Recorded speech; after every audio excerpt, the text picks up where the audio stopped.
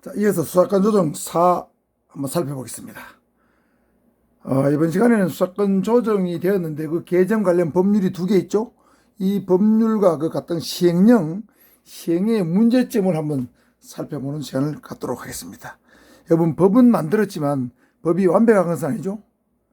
그래서 몇 가지 문제점을 제가 찾아냈는데, 이 문제점을 여러분 이제 만일에 면접에 나온다고 하면 수사권 조정이 개정된 주요 내용도 알아야 되겠지만은 그런 어떤 개정된 내용들이 어떤 문제점이 있는지, 개선점은 없는 것인지, 이런 것들도 같이 여러분이 학습을 해 두셔야 되겠습니다. 자, 먼저 형소법 개정 조문의 문제점을 몇 가지 한번 짚어 보겠습니다.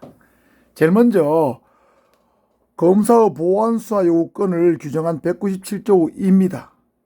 이거는 사법경찰관이 정당한 이유 없이 검사의 보완수사 요구를 거부했을 때 검찰총장이나 검사자 등이 해당 사경에 대해서 직무배제나 징계를 요구할 수 있는 그런 겁니다. 예를 들면 물론 책임 있는 권한 있는 기관에 대해서 직무배제나 징계를 요구할 수 있는 규정이고요.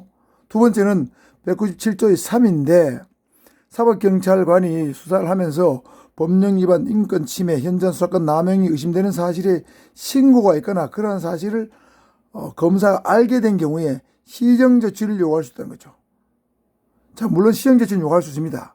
그리고 이를 정당한 이유 없이 불응할 때는 검사장 등이 역시 징계를 요구할 수도 해놨습니다. 자, 여기도 징계, 여기는 직무배제도 같이 들어있죠. 그래서 197조 2와 3의 내용은 가만히 보면 보완수사 요구를 거절하거나 또는 시정조치 요구를 정당한 이유 없이 거절했을 때는 징계 요구 또는 직무배제를 요구할 수 있다. 이것은 제가 봤을 때는 새로운 형태의 수사 지휘가 아니냐. 사실상 검사 수사 지휘에 해당된다고 저는 판단이 됩니다. 예를 들면 보완수사 요구를 거절하거나 시정조치를 요구하면 뭔가 어떤 조치를 해야 되겠죠. 그런데 이거 법무부 소속 공무원인 검사장 또는 검찰총장이 경찰청 소속 공무원한테 징계를 요구한다. 감사원도 아닌데 직무배제를 요구한다. 이것은 좀 과도한 어떤 요청, 과도한 통제로 판단됩니다. 따라서 이러한 행위, 보완수사 요구나 시정조치 요구에 대해서 조치를 해야 되지만 조치를 어떻게 구체적으로 징계나 직무배제처럼 명시하는 것은 바람직하지 못하고 어떤 그러한 사실, 보완수사 요구를 거절한 사실, 시정조치 요구를 거절한 사실을 해당 관서장에게 검사장이 통보하면 관서장이 판단해서 적절한 징계나 직위해제나 어떤 조치를 하게 하는 것이 기관 독립성의 원칙에 오히려 부합된다. 저는 그런 생각에서 이렇게 개선했으면 좋겠다 하는 것을 먼저 말씀드리고요. 그 다음에 세 번째로는 221조 5입니다. 사법경찰관이 신청한 영장의 청구 여부에 대한 심의 규정인데 이 규정에 보면 사법경찰관이 영장을 신청했는데 검사가 정당한 이유 없이 판사의 영장을 청구하지 않았을 경우에는 그런 경우에는 고등검찰청 영장심의위원회에 어떤 심의를 요청할 수 있습니다. 그런데 그 심의위원회에서 심의 결과가 나왔는데 자, 검사 영장 청구가 부당하다, 부적절하다고 의결되었을 때 검사가 이런 경우에 의무적으로 영장을 청구해야 되느냐 안 해야 되느냐에 대해서 명백한 규정이 없습니다. 예를 들면 심의 결과에 대한 강제력 여부가 명시되지 않아서 과연 이 심의위원회의 어떤 의결사항이 실효성이 있겠는가? 저는 실효성이 좀 의문된다는 거죠.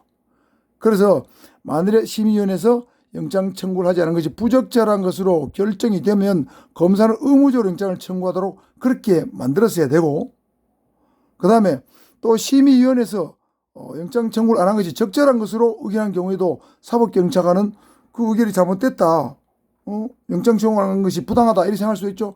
그런 경우 2차적으로 고등법원에 또한 이의 제기를 할 수 있는 제도를 하나 더 만들었으면 이 사법경찰이 신청한 영장 청구에 대한 어떤 실효성이 더 확실히 담보되지 않겠는가. 저는 그런 생각이 좀 듭니다. 자, 고등법원이 이의 제기하는 것은 마치 불기소 처분돼서 검사가 불기소 처분돼서 검찰 항고를 거쳐서 재정 신청을 인정하는 것과 비슷한 제도죠. 이런 것이 좀 보완됐으면 좋겠다는 생각이 들었습니다. 네 번째입니다. 245조 6과 7입니다. 자, 고소인 등에 대해서 사법경찰관이 불송치했을 때는 그 취지를 통지하게 돼 있죠. 그 다음에 또 고소인 등은 불송치 통지를 받을 때는 이의 신청을 할 수 있다고 되어 있습니다. 자, 여기서 문제는 이의 신청을 언제까지 할 수 있다. 이의 신청 기한이 명시되어 있지 않기 때문에 무한정 이의 신청할 수 있는 거죠. 그럼 이건 경찰 사법경찰 수사의 어떤 안정성이 담보가 안 됩니다. 그래서 이의 신청 기한이 명시되도록 뭐 예를 들면 1개월이면 1개월, 2개월이면 2개월, 뭐 6개월이면 6개월 그게 명시됐어야 되고, 그 다음에 사경의 불송치 통지 후에 고소인이 이의 신청하면 사경은 기록을 의무적으로 지체 없이 바로 검사에게 송치하도록 되어 있는데, 한 번 이의 신청했다 해가지고 바로 검사에게 사건을 송치한다 하는 것은 제가 볼 때는 사법경찰의 수사를 너무 지나치게 불신하는 어떤 의도가 깔려있다고 저는 보여집니다. 그래서 바로 송치할 것이 아니고 송치 전에 해당 사경 상급관서에서 재수사하는 규정을 만들어줬으면 훨씬 더 좋지 않았겠느냐, 이런 생각을 해봤습니다. 다섯 번째입니다. 245조의 8입니다. 위법부당한 불송치 시의 재수사 요청입니다. 검사는 사법경찰관이 사건을 송치하지 않은 것이 위법부당할 때는 사법경찰관에게 재수사를 요청할 수 있고, 이때는 무조건 사경은 재수사를 해야 됩니다. 자, 요거는 뭐냐면 불송치가 만약 위법부당한 경우에는 재수사는 당연히 해야 되겠죠. 그런데 재수사를 하지 않았을 경우에 어떤 제재가 없어요. 사법경찰관이 불송치한 것이 위법부당하면 사법경찰관이 어떤 제재를 가해야 되죠. 그 제재를 가하는데 제재를 가할 수 있는 어떤 규정이 없습니다.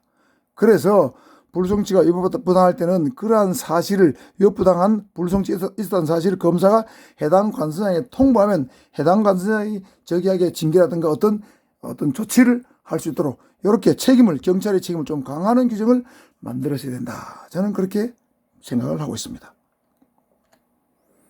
그 다음에 수사 개시 규칙의 문제점입니다. 자, 수사 개시 규칙이 뭔지 갑자기 밑도 끝도 없이 나왔기 때문에 이걸 먼저 살펴봐야 되겠습니다.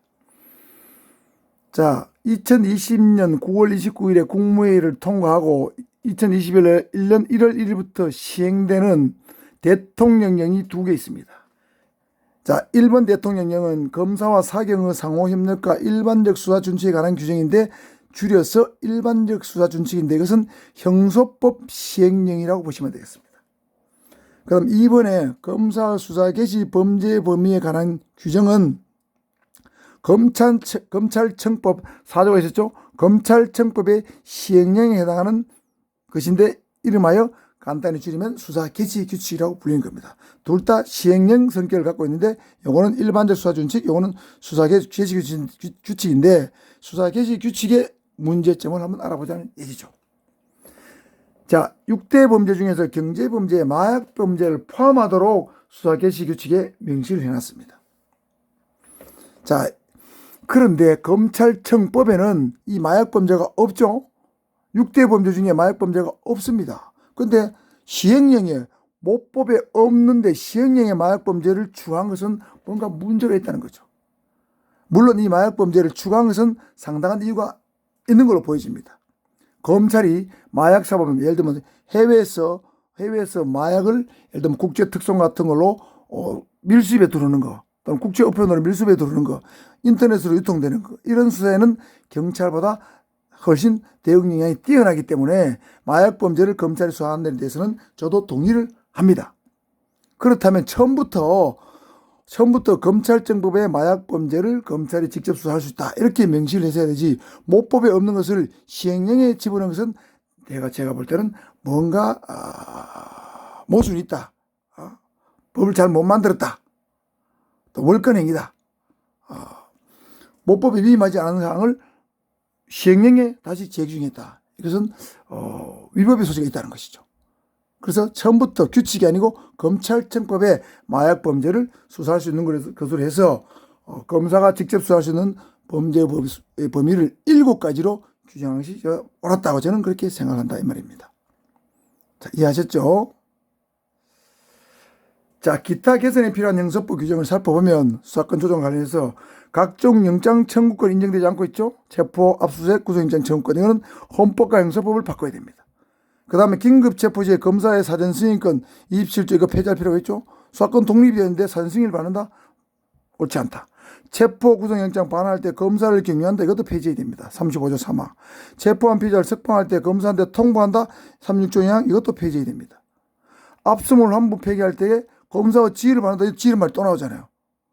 수사권이 독립됐는데 219조 이것도 폐지되겠죠. 그래서 이 5가지 정도의 형사법 규정도 같이 개정이 됐어야 되는데 이 부분은 개정이 안 된 것이 좀 잘못이다. 저는 이렇게 생각을 합니다.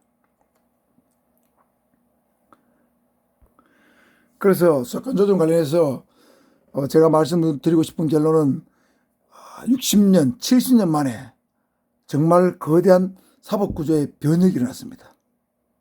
물론 뭐 일부 조금 미흡한 점도 있었죠. 제가 방금 말씀드린 것처럼. 그렇지만 경찰의 수권인 수사권 조정, 수사권 독립이 이루어졌습니다.